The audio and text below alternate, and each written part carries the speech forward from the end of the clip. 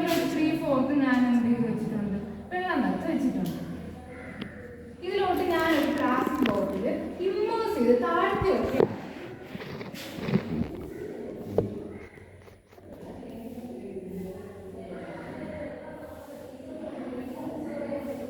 അതായത് ഞാൻ ബക്കറ്റ് എടുത്തിട്ടുണ്ട്. ബക്കറ്റിൽ 3/4 എന്താണ് വാട്ടറാണ് ഫിൽ ചെയ്തിട്ടുള്ളത്.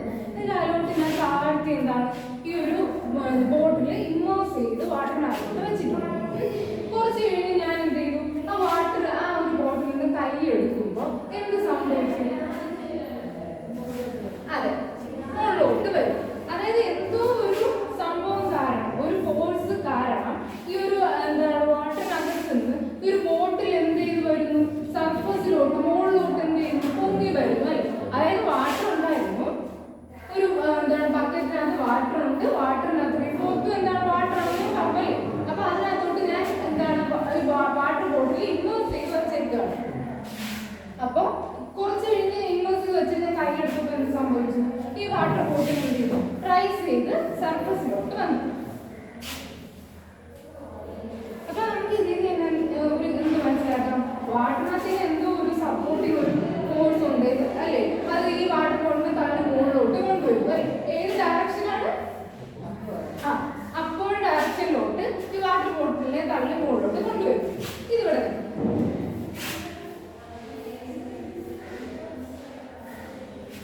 ഇനി നമ്മുടെ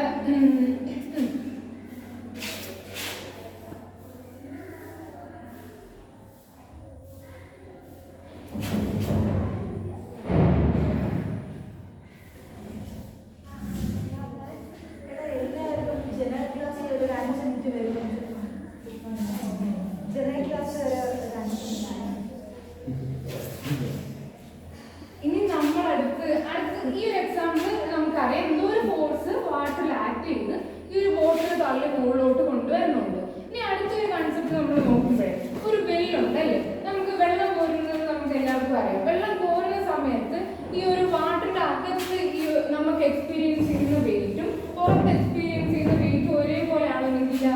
നമ്മളിപ്പോ വെള്ളം കോരുന്ന സമയത്ത് അല്ല ഇരുന്നോ, ശരിയാണ്. നമ്മൾ വെള്ളം കോരുന്ന സമയത്ത് നമുക്കറിയാം ഈ വാട്ടറിനകത്ത് നിൽക്കുമ്പോൾ നമുക്ക് ആ ഒരു അതിൽ എന്താണ് നമ്മൾ കൊടുക്കേണ്ട ഫോഴ്സ് എന്താണ് കൂടുതലായിരിക്കും. വെയിറ്റ് എന്തായിരിക്കും, അല്ല വെയിറ്റ് കുറവായിരിക്കും. അതെ, വെയിറ്റ് കുറവായിരിക്കും. നമുക്ക് ഈസി ആയിട്ട് എന്ത് ചെയ്യാൻ പറ്റും, കോരിയെടുക്കാൻ പറ്റും. അതേസമയം നമ്മൾ ഈ സർഫസിലോട്ട് എത്തുമ്പോൾ എന്ത് പറ്റും, കൂടുതൽ വെയിറ്റ് ആയിരിക്കും നമുക്ക് എന്ത് ചെയ്യുന്നത്, ആ ഒരു ഒബ്ജക്റ്റിൽ ആക്ട് ചെയ്യുന്നത്. അപ്പൊ എന്തോ ഒരു സപ്പോർട്ടിംഗ് ഫോഴ്സ് ഈ ഒരു ഒബ്ജക്റ്റിലോട്ട് അല്ലേ.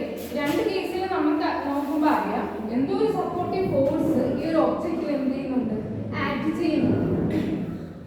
ആ ഒരു സപ്പോർട്ടിംഗ് ഫോഴ്സിനെയാണ് നമ്മൾ എന്ത് പറയുന്നത്, ബോയന്റ് ഫോഴ്സ്.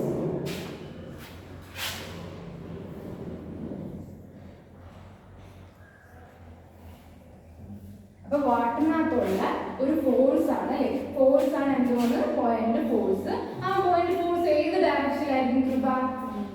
അപ്വേർഡ് ഡയറക്ഷനിലായിരിക്കും. നമ്മൾ രണ്ട് എക്സാമ്പിൾ പറഞ്ഞു. എന്തോ ഒരു എന്താണ് നമ്മളൊരു വെള്ളത്തിലോട്ട് ഇട്ട ബോട്ടിനെ മുകളിലോട്ട് തള്ളി കൊണ്ടുവരുമല്ലോ. അപ്പൊ വാട്ടറിനകത്തുള്ള ഒരു ഫോഴ്സ് എന്തായിരിക്കും, അപ്വേർഡ് ഡയറക്ഷനിൽ തന്നെയായിരിക്കും. അപ്പൊ ഇത് നമുക്ക് എന്ത് മനസ്സിലായി, വാട്ടറിനകത്ത് ഒരു എന്താണ് ഒരു ഫോഴ്സ് ഉണ്ട്. ആ ഒരു ഫോഴ്സ് നമ്മൾ എന്തൊരു ഒബ്ജക്റ്റിനെ വാട്ടറിനകത്ത് ഇട്ടാലും ആ ഒരു ഫോഴ്സ് ആ ഒരു ഒബ്ജക്റ്റിൽ ആക്ട് ചെയ്ത് ആ ഒരു ഒബ്ജക്റ്റിനെ എന്ത് ചെയ്യുന്നു, മുകളിലോട്ട് കൊണ്ടുവരാൻ സഹായിക്കും. ഓക്കെ, അപ്പം ബോയന്റ് ഫോഴ്സ് എന്താണ് എന്ന് നമുക്ക് മനസ്സിലായി. ഇനി നിങ്ങൾക്ക് എന്തെങ്കിലും റിയൽ ടൈം എക്സാമ്പിൾ പറയാൻ പറ്റുമോ ബോയന്റ് ഫോഴ്സിന്റെ?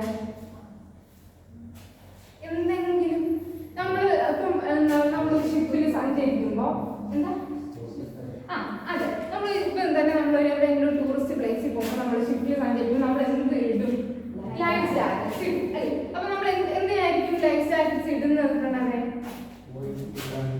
നമ്മളിപ്പോ ഇൻകേസ് നമ്മൾ വെള്ളത്തിലോട്ടായി പോയാൽ എന്ത് പറ്റും, നമ്മളത് അതിൽ നിന്ന് രക്ഷപ്പെടാൻ വേണ്ടിയിട്ട് ഫ്ലോട്ട് ചെയ്ത് നിൽക്കാൻ വേണ്ടിയിട്ടാണ് എന്ത് ചെയ്യുന്നത്, ലൈഫ് ജാക്കറ്റ്സ് ഇടുന്നത്.